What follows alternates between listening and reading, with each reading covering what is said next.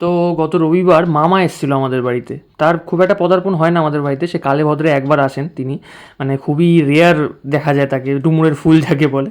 যাই হোক, তো এখানে সবাই সবজি কাটাকাটি করছে, আমি সেদিন ছুটি নিয়েছিলাম আমার ইনস্টিটিউট থেকে, ইউনিভার্সিটি থেকে আর কি। সোমবার ছিল, রবিবার মামা এসেছিলো সোমবার দিন। তো মামার আবদারেই মেনলি দেশি মুরগি আনা হয়েছিল, কারণ দেশি মুরগি খুব একটা আনা হয় না বাড়িতে।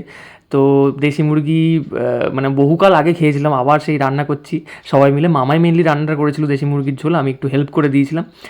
এই যে রান্না মানে হচ্ছে, মামা আসায় অনেক ছোটোবেলার জিনিসপত্র করা হয়েছে, মানে মামার উদ্যোগে সেই দেওয়ালে কিছু কিছু কাজ করা হয়েছে, ছোটো ছোটো রঙের কাজ, সেগুলো দেবো আর আস্তে আস্তে শর্টসে।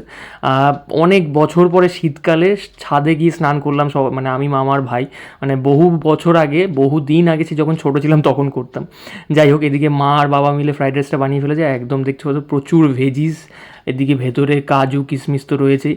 আর মামা এই এটা মাংসের ঝোলটা বানিয়েছে, দেশি মুরগির মাংসের ঝোলটা, মানে মাংসটা আর কি। আমি একটু একটু হেল্প করেছি। তো দেখেই বোঝা যাচ্ছে দারুণ হয়েছে টেক্সচারটা একদম। আর ওয়েল মানে কুক যেটাকে বলে, একদম ইনগ্রিডিয়েন্ট ঠিকঠাক দেওয়া, কোনো বাজে ইনগ্রিডিয়েন্ট দেওয়া নয়। ইভেন আমরা মানে মামা রসুনটাও গোটা দিয়েছিলাম, আমি হচ্ছে মানে হান্ডি চিকেনের মতো আর কি। তো মানে রসুনের কড়া গন্ধটাও ছিল না ওই জন্য।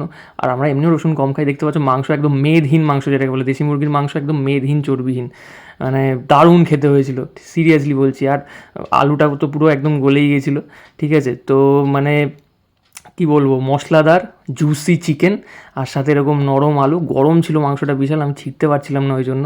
তো এই মাংস, আলু, শশা আর পেঁয়াজ নিয়ে একটা হেভেন বাইট দেবো উইথ বেগুনি।